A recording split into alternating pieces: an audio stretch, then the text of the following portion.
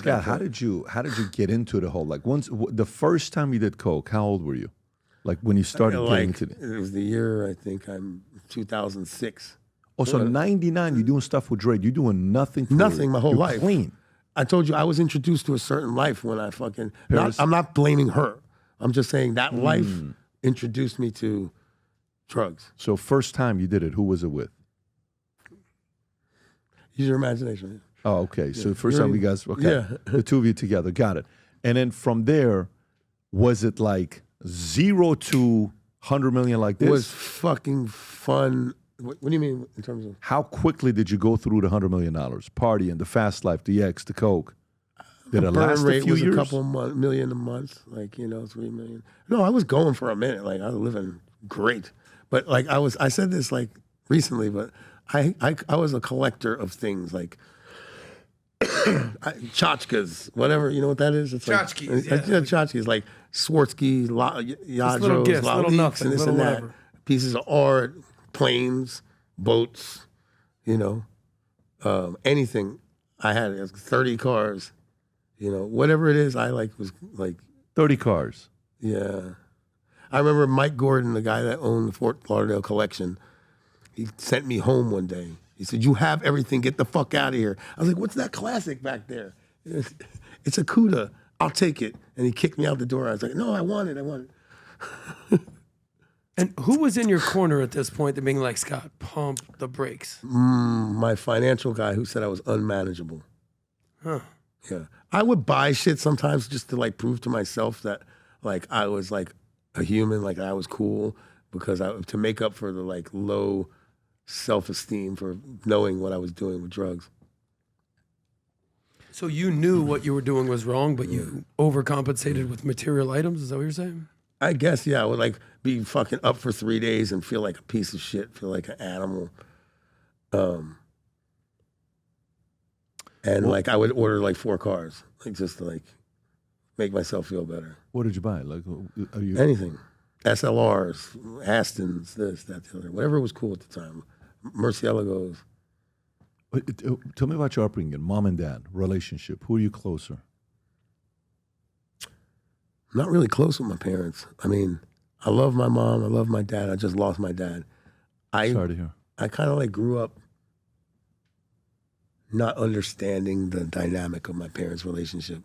And I was like always like as a kid blaming my dad because they broke up and like this and that. But then I realized they're both humans. My mom was nagging the shit out of him. She was like Bayside Queens.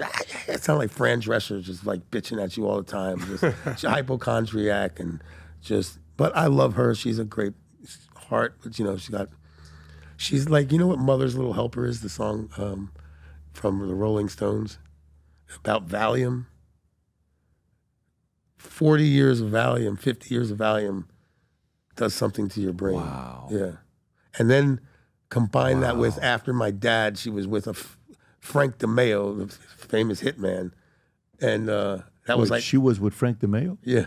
Like she was like... The Frank DeMeo. No, there's Roy DeMeo. There's a bunch of them, but like, yeah. This guy's from Sheepshead Bay, Brooklyn, and he was a hitman. His father was an underboss, Jimmy DeMeo. And there's quite a few DeMeos in the mafia world, but like this guy... I remember like, she's like, why don't you go with Frankie and like, you bond with him. And this guy was a racist fucking asshole. But like, I remember he takes me, I'm like 11 or 12.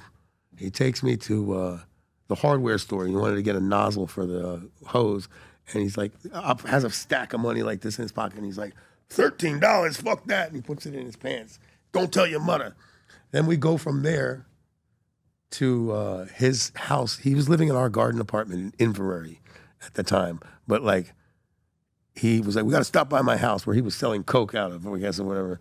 And all of a sudden I hear, I'm waiting in the car. It's like, pow, pow, pow, pow. And he lived on a baseball field. I remember seeing him chasing some guys that were probably robbing his drug spot or something in there, and like firing guns at him and shit. And he's like all this crazy shit. I was just like, don't tell your mother none of this.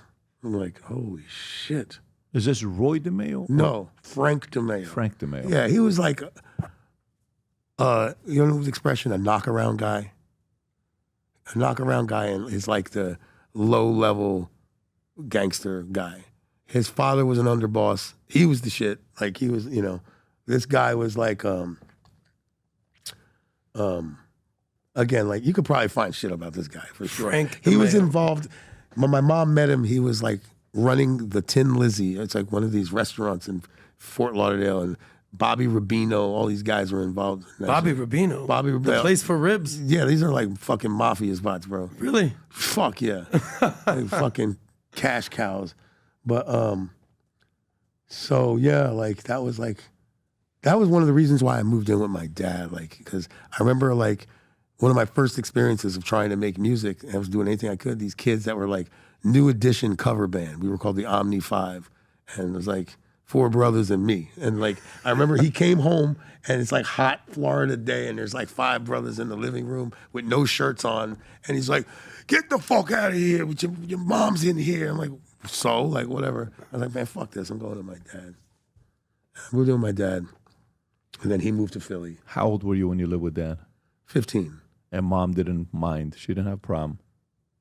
I mean, part of it, like, also was like she broke up with that guy too short after that, and then like she didn't, because I was gonna go back and live with her again after that, but she couldn't. She lost her alimony because he moved in with us in Inverary. So she moved in with her parents, who live in Lauderdale West, and there was no room for me. So I stugged it out with my dad. I didn't want to move to Philly, but I'm glad I did. Everything happens for a reason. It's all written in the stone. So you were closer to Pops.